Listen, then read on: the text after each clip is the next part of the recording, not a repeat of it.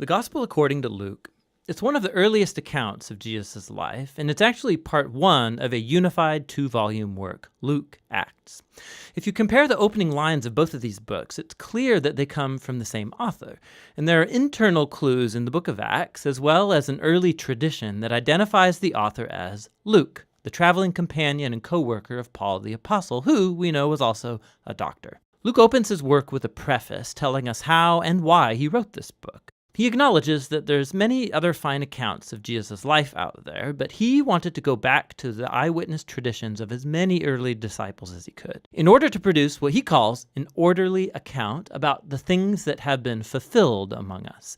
Now that word fulfilled shows us why Luke wrote this account. For him, the story of Jesus isn't just ancient history. He wants to show how it's the fulfillment of the long covenant story of God and Israel, and bigger than that, of the story of God in the whole world. The book's design is fairly clear. There's a long introduction that sets up the stories of John the Baptist and Jesus. Then in chapters 3 to 9, Luke presents a robust portrait of Jesus and his mission in his home region of Galilee. After that, the large midsection of the book is Jesus' long journey to Jerusalem, which leads to the story's climax, Jesus' final week in Jerusalem leading up to his death and resurrection, which then leads on into the book of Acts. In this video, we're just going to focus on the first half of Luke's gospel. The extended introduction tells in parallel the birth stories of John the Baptist and Jesus. So you have this elderly priestly couple, Zechariah and Elizabeth, and then this young unmarried woman, Mary and Joseph. They both receive an unlikely divine promise that they're going to have a son. Both promises are fulfilled then, as John and then Jesus are born, and both parents sing poems of celebration.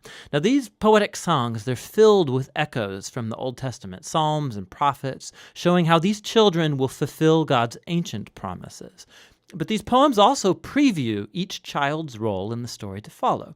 So John is the prophetic messenger promised in the Torah and the prophets who's going to prepare Israel to meet their God. And Jesus, he's the messianic king promised to David, who's going to bring God's reign over Israel and God's blessing to the nations, just like he promised to Abraham. After this, Mary brings Jesus to the Jerusalem temple for his dedication, and two elderly prophets, Anna and Simeon, they see Jesus and they recognize who he is. And Simeon sings his own song, a poem inspired by the prophet Isaiah. He says, "This child is God's salvation for Israel, and he will become a light to the nations." So with all this anticipation, the story moves forward into the next main section, where Luke presents Jesus and his mission. He sets the stage with John's renewal movement at the Jordan River, where he's calling a new, repentant, recommitted Israel into existence through baptism. He's preparing for the arrival of God's kingdom. And then Jesus appears as the leader of this new Israel, and he's marked out by the Spirit and the voice of God from heaven. He is the beloved Son of God. After this, Luke follows with the genealogy, and it traces Jesus' origins back to David, then back to Abraham, and then all the way back to Adam from the book of Genesis.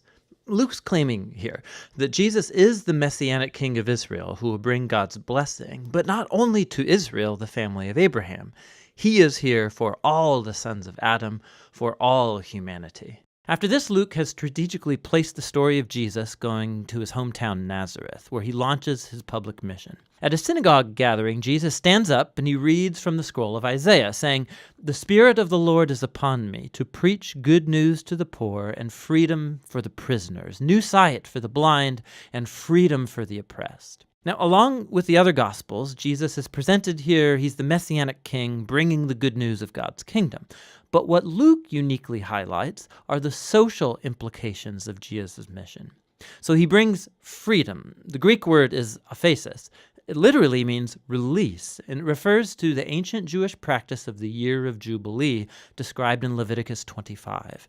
It's when all Israelite slaves were released, when people's debts were canceled, when land that was sold is returned back to families. It's all a symbolic reenactment of God's liberating justice and mercy. And then Jesus says that this good news of release is specifically for the poor. Now, in the Old Testament, the poor, or in Hebrew, ani, it's a much broader category than just people who don't have very much money. It refers also to people of low social status in their culture, like people with disabilities or women and children and the elderly. It also can include social outsiders, like people of other ethnic groups, or people whose poor life choices have placed them outside acceptable religious circles. And Jesus says that God's kingdom is especially good news for these people. So after this, Luke immediately puts in front of us a large block of stories, showing us what Jesus' good news for the poor looks like. It involves the healing of a bedridden sick woman, or a man who has a skin disease, or someone who's paralyzed. There are stories here also about Jesus welcoming into his community a tax collector like Levi, who's not financially poor, but he is a social outsider. There's a story about Jesus forgiving a prostitute. Luke's showing us how Jesus' kingdom brought restoration and reversal of people's whole life circumstances. He's expanding the circle of people who get invited in to discover the healing power of God's kingdom. And as Jesus' mission attracts a large following, he does something even more provocative.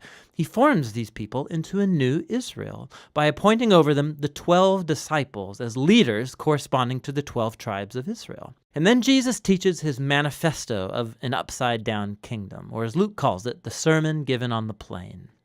He says God's love for the outsider and the poor means that his kingdom brings a reversal of all of our value systems. He is here to form a new alternative people of God who are going to respond to Jesus' invitation by practicing radical generosity, by serving the poor. People who are going to lead by serving and live by peacemaking and forgiveness. People who are deeply pious but who reject religious hypocrisy. Now, Jesus' radical kingdom vision, his claim to divine authority, it starts to generate resistance and controversy, especially from Israel's religious leaders. His outreach to questionable people, it's a threat to their religious traditions and their sense of social stability. And so they start accusing Jesus of blaspheming God, of being a drunk and mixing with sinners. And so this section culminates in a new revelation of Jesus' mission to his disciples. He says that yes, he is the Messianic king, and that he's going to assert his reign over Israel by dying in Jerusalem, by becoming the suffering servant king of Isaiah 53, who dies for the sins of Israel. And then this shocking idea, it gets explored in the next story, as Jesus goes up a mountain with 3 of his disciples, and he's suddenly transformed in front of them. They're enveloped in this cloud of God's presence, who announces, "This is my chosen son." And then Moses and Elijah are there, the 2 other prophets who encountered God's presence and voice on a mountain. And Luke tells us that they're talking together about Jesus' exodus that he was about to fulfill in Jerusalem. Now that Greek word exodus, it's a clear reference to the Exodus story. Luke is portraying Jesus here as a new Moses who will lead his newly formed Israel into freedom and release from the tyranny of sin and evil in all of its forms, personal, spiritual, and social. And that's going to lead us into the second half of the book. But for now, that's the first half of the Gospel according to Luke.